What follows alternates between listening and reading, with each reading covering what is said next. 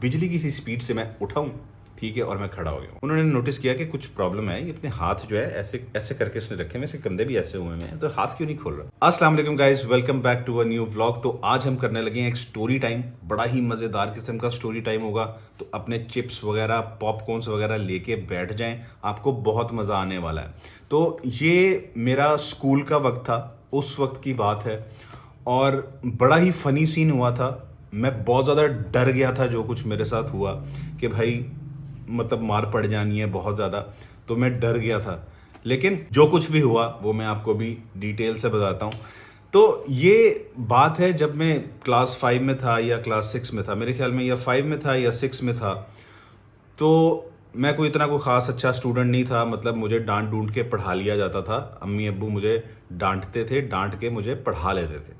तो मैं मतलब कोई इतना कोई ख़ास स्टूडेंट नहीं था। पढ़ लेता था तो अच्छे नंबर आ जाते थे, नहीं पढ़ता था तो फेल हो जाता था। ऐसा ही सीन था मेरा, ठीक है। तो मुझे ये होता था, मतलब शौक से नहीं पढ़ता था। मैं स्पोर्ट्स में बहुत अच्छा था, मतलब मुझे स्पोर्ट्स खिला लो, ग्राउंड में खिला लो जितना मर्जी, टेनिस खिला लो, क्रिकेट खिला लो, जो मर्जी खिला लो, वो मैं खेल लेता था। तो उसमें मैं बहुत अच्छा था, लेकिन पढ़ाई में इतना खास नहीं। अच्छा, आगे चलते हैं। हुआ ये कि हमारा पुराने वाला घर था, मतलब घर घर कह रहा हूँ, घर था, पुराने वाला घर था।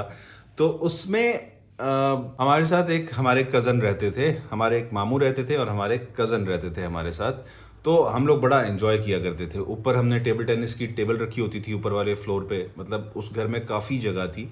तो ऊपर वाले फ्लोर पे टेबल टेनिस की टेबल थी, वहाँ पे टेबल टेनिस खेलते थे और बहुत फन करते थे, बहुत मज़ा करते थे। वो लोग रहने के लिए आए हुए थे और वो हमारे घर तकरीबन मेरे ख्याल में 2-3 साल तो रहे वहाँ पे आके ना। मेरा और उनका जो एज डिफरेंस था वो भी काफ़ी ज़्यादा था। मेरे बड़े भाइयों के साथ उनकी बहुत ज़्यादा दोस्ती थी, मेरे साथ इतनी नहीं थी। जब मैं बड़ा हो गया बाद में मेरी भी दोस्ती उनके साथ अच्छी खासी होगी, लेकिन उस वक्त मैं छोटा था तो इतनी ख़ास दोस्ती नहीं थी। लेकिन मैं उनकी बातें जो है ना, वो बहुत गौर से सुनता था, मतलब उनके साथ बैठ जाता था और सब जो बड़े बातें कर रहे होते थे, बड़े भाई और वो कज़न जो बातें कर रहे होते थे, वो मैं बहुत ही गौर से सुनता था। यहाँ पे मैं एक चीज़ कह दूँ कि वो अब इस दुनिया में नहीं है, तो उनके लिए आप दुआ कर दें कि अल्लाह ताला उनको जन्नतुल फिरदौस में जगह अता फरमाए, उनके दराजात को बुलंद करे। तो आगे बढ़ते हैं। अच्छा, एक मैंने कहानी उनसे सुनी जो कि जिस पे मैंने मतलब यकीन कर लिया कि यार अच्छा इस तरह भी हो सकता है। उन्होंने एक कहानी सुनाई, सब बैठे हुए थे, मेरे भाई भी बैठे हुए थे, वो भी बैठे हुए थे, मैं भी बैठा हुआ था। तो उन्होंने एक कहानी सुनाई अपने स्कूल डेज़ की। उस वक्त वो यूनिवर्सिटी में थे जब वो हमारे पास रहने के लिए आए थे। तो उन्होंने अपने स्कूल की एक कहानी सुनाई। उन्होंने कहा कि यार मेरा एक दिन टेस्ट था और मेरा दिल नहीं कर रहा था स्कूल जाने को। मैंने टेस्ट की तैयारी नहीं की हुई थी, तो मुझे ये था कि मैं जाऊंगा, मैं टेस्ट में फ़ेल हो जाऊंगा, मुझे मार पड़ेगी। टेस्ट का जो मतलब साइन करवाने होते हैं पेरेंट्स से, वो होता है ना स्कूल में जब टेस्ट होता है, तो आपके चाहे अच्छे मार्क्स आए हैं चाहे बुरे आए हैं, वो आपने अपने पेरेंट्स से साइन करवाना होता है। तो इसी तरह उन्होंने बताया कि इस तरह से मेरा दिल नहीं कर रहा था, तो मुझे किसी ने बताया कि अपनी जो आर्म पिट्स हैं, बगलें हैं ना, उनके अंदर आप प्याज रख लें तो आपको बुखार हो जाएगा। कहते हैं यार वो मैंने फिर किया उस तरह से, और मैंने जो है ना अपनी आर्म पिट्स के अंदर रात के वक्त सोने से पहले तकरीबन 9:30-10 बजे प्याज रख लिए और सुबह मुझे बुखार हो गया और अम्मी अब्बू ने मुझे स्कूल नहीं भेजा।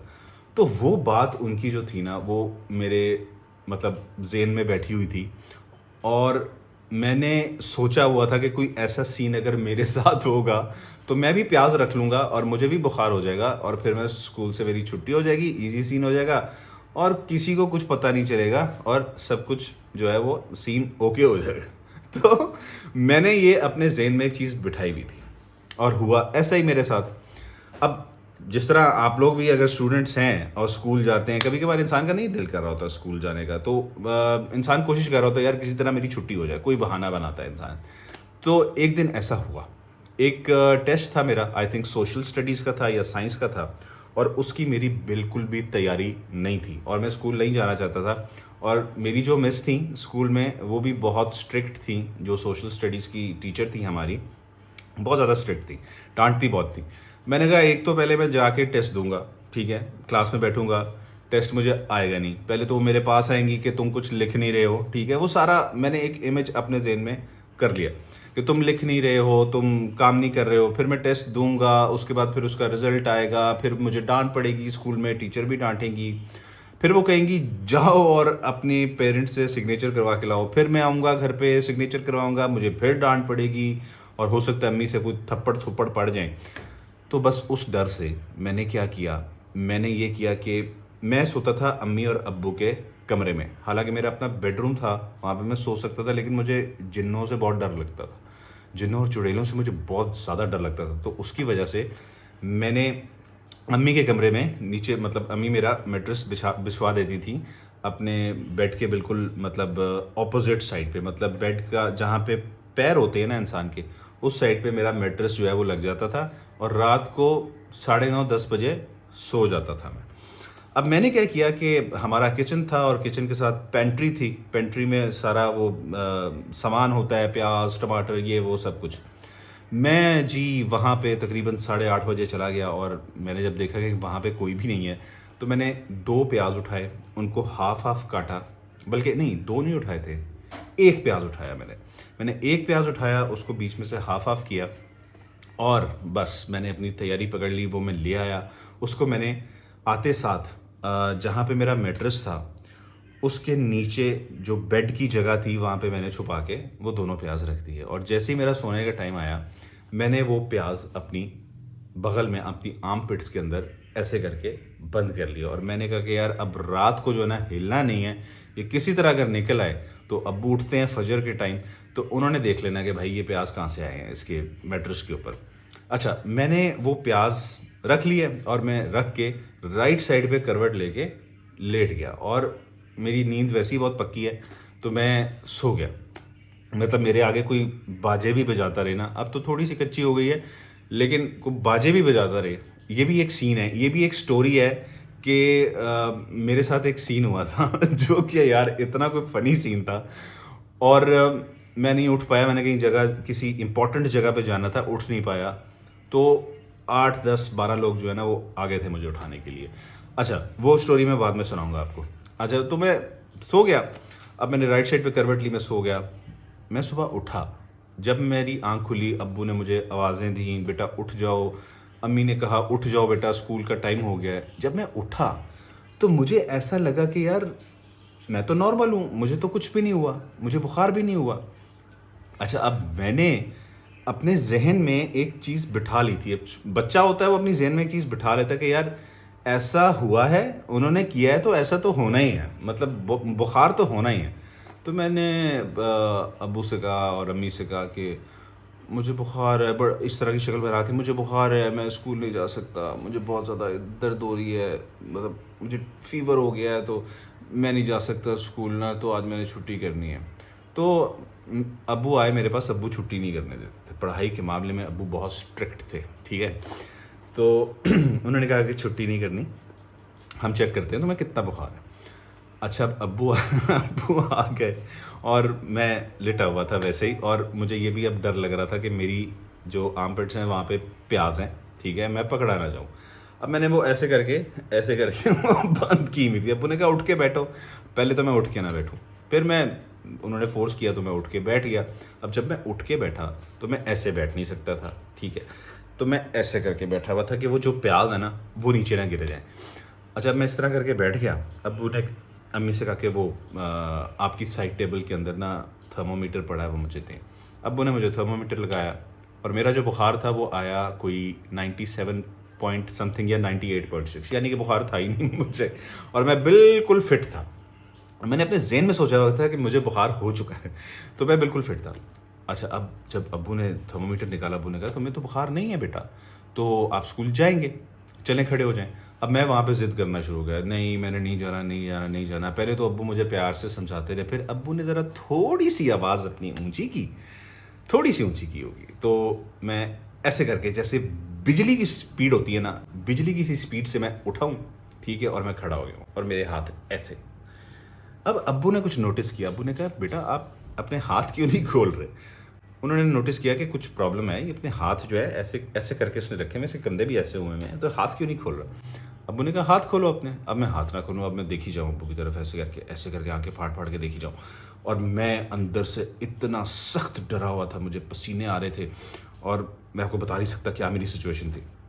मैंने कहा यार मैंने इधर बाजू खोले ना, इधर नीचे प्याज निकलने हैं और वो नीचे गिरने हैं और अब्बू ने फ़ौरन देखना और अब्बू ने मुझे थप्पड़ लगा देना एक। तो बस मैंने फिर जब अब्बू ने मुझे ज़ोर की कहा ना खोलो बाजू अपने, उन्होंने एक दफ़ा ज़रा ज़ोर की मुझे कहा खोलो अपने बाजू, तो मैंने ऐसे करके बाजू खोले तो वो दोनों प्याज जो हैं वो नीचे ज़मीन के ऊपर, मैट्रिक्स के ऊपर। अब्बू ने ऐसे करके प्याज देखे, ऐसे करके मुझे देखा, अब्बू ने कहा ये क्या है।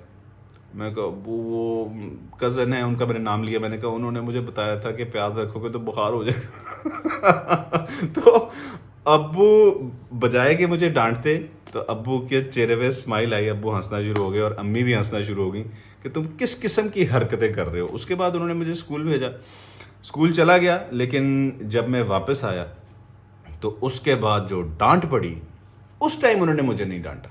जिस टाइम मैं स्कूल जा रहा था और उस टाइम उन्होंने मुझे इसलिए नहीं डांटा, मेरे बच्चे हैं मुझे पता है, उस टाइम उन्होंने मुझे इसलिए नहीं डांटा कि ये मतलब इसका मूड ख़राब हो जाएगा, स्कूल में इसका दिन अच्छा नहीं गुजरेगा। तो फिर मैं वापस आया तो फिर आया है अब्बू अपने मूड में बैठे हुए थे। अब्बू ने फिर जो मेरी क्लास ली और मेरे भाई भी बैठे हुए थे, अम्मी भी बैठी हुई थी, सब ने मिलके 5 लोगों ने मिल के मेरी अच्छी खासी क्लास ली। ठीक है, भाई अलहदा तिलियाँ लगा रहे थे और अब्बू क्लास ले रहे थे, अम्मी भी क्लास ले रही थी कि बेटा आइंदा आपने ऐसे किया तो आपको ऐसा ठोकेंगे कि उसके बाद आप में ठुकने की हिम्मत नहीं रहेगी। मतलब ऐसे तो नहीं कहा अब्बू ने, लेकिन ऐसा महसूस हुआ कि भाई आइंदा अगर इस किस्म की हरकत की तो मार पड़ जानी है अच्छी खासी। तो भाई शुएब साहब संभाल लें अपने आप को, इस किस्म की हरकत आइंदा आपने नहीं करनी। तो जो भी बच्चे सुन रहे हैं जो स्कूल जा रहे हैं वो भाई इस किस्म की हरकतें ना करें। बगल में प्याज रखने से बुखार नहीं होता है, ठीक है, ये एक मिथ है और आजकल भी ये मतलब तब से यार ये मशहूर है ये चीज़। तो ये एक मिथ है, बगल में प्याज रखने से बुखार नहीं होता, मैंने ट्राई किया अपने ऊपर। तो बस मार पड़ते पड़ते मैं उस दिन बच गया और सारी ज़िंदगी मेरा इस बात पे मजाक उड़ता रहा कि तुमने उस टाइम प्याज रखे थे। मतलब मेरा इतना चेज़ा लिया मेरी पूरी फैमिली ने, सारी ज़िंदगी वो मुझे उस बात पे मजाक करते रहे कि वो देखो, जब भी उनको को वो बात याद आती थी ना मेरा मजाक उड़ाना शुरू कर देते। वो मेरा वीक पॉइंट बन गया था कि तुमने प्याज रखे थे उस टाइम और तुमने समझा तुम्हें बुखार हो जाएगा और बड़े मज़े ले लेके वो सुनाते थे। तो यार ये थी एक मेरी स्कूल की स्टोरी, बड़ी ही फ़नी स्टोरी थी, बच गया मैं उसमें, मार नहीं पड़ी मुझे। तो इसमें मॉरल ऑफ द स्टोरी क्या है? मॉरल ऑफ द स्टोरी ये है कि भाई बच्चों को ज़रा प्यार से समझा लेना चाहिए पहले। हाँ, अगर ना समझ रहे हो तो फिर डांट भी सकते हैं आप, एक आध थप्पड़ भी लगा सकते हैं, ठीक है, अगर बच्चा ज़रा पुट्ठा किस्म का हो। सही है। तो moral of the story is कि बच्चों को प्यार से रखा जाता है, सही है। और अगर वो ना माने उसके बाद फिर आप थोड़ा सा मतलब सख्ती कर सकते हैं, लेकिन कोशिश यही करें कि उनको प्यार से हैंडल करें। तो अभी तक के लिए इतना ही। आई होप आपको ये स्टोरी बहुत पसंद आई होगी। लाइक, शेयर और सब्सक्राइब करना नहीं भूलना। Take care of yourself. अल्लाह हाफिज़।